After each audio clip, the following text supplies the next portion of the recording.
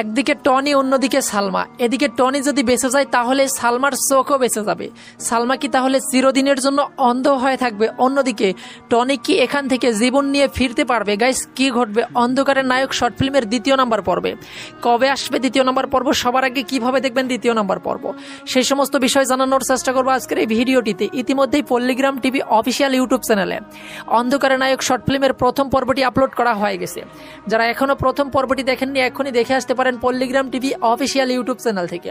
আর যারা অলরেডি দেখে ফেলেছেন অবশ্যই কমেন্ট করে জানাবেন অন্ধকারের নায়ক শর্ট ফিল্মের প্রথম পর্বটি কেমন লেগেছে। গাইস, 2য় নম্বর পর্বের মূল আকর্ষণ হচ্ছে টনি তার বসের থেকে টাকা নিয়ে আসে, এইটা ঠিক, তবে তার বস টনিকে টাকা দিয়ে তার বসের সেই পালিত কুকুরগুলোই টনির পিছনে লাগিয়ে দেয় টনিকে শেষ করার জন্য।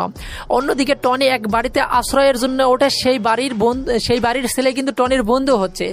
অবশেষে সেই বন্ধুকেই বলে টাকাগুলো নিয়ে সালমার কাছে পৌঁছাতে।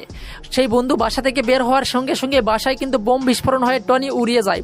এখন সেই বন্ধু কি সালমার কাছে যাবে নাকি টনিকে বাঁচাতে আসবে? এটি মিলে সবকিছু মিলেই 2 নম্বর পর্বটি অনেক ইন্টারেস্টিং এবং ধামাকা একটি পর্ব হতে চলেছে।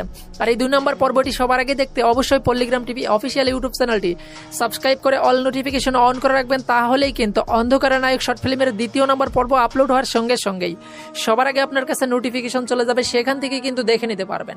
আর গাইস, অন্ধকারের নায়ক শর্ট ফিল্মের 2য় নম্বর পর্বটি আপনারা দেখতে পারবেন খুব শীঘ্রই। শুটিং, এডিটিং, কালার সবকিছু মিলে 5 থেকে 7 দিনের মধ্যে আপনারা পেয়ে যাবেন পল্লিগ্রাম টিভি অফিসিয়াল ইউটিউব চ্যানেলে। আর যারা এখনো আমাদের চ্যানেলটি সাবস্ক্রাইব করেননি অবশ্যই পল্লিগ্রাম টিভি ইউটিউব চ্যানেলের প্রতিটি পর্বের আপডেট সবার আগে পেতে অবশ্যই আমাদের চ্যানেলটি সাবস্ক্রাইব করে রাখবেন। আর গাইস, অন্ধকারের নায়ক এই শর্ট ফিল্মের 2য় নম্বর পর্বটি দেখার জন্য কারা কারা বেশি আগ্রহ প্রকাশ করতেছেন অবশ্যই তাদের নাম কমেন্ট বক্সে জানাতে পারেন। এবং আজকের ভিডিওটিকে কোন জেলা থেকে দেখছেন সেটাও কমেন্ট বক্সে জানাতে ভুলবেন না। এই ছিল আজকের ভিডিও। সকলের সুস্বাস্থ্য দীর্ঘায়ু কামনা করে এখানে বিদায় নিচ্ছি। সবাই ভালো থাকবেন, সুস্থ থাকবেন, অন্যায় হতে বিরত থাকবেন। ধন্যবাদ সবাইকে।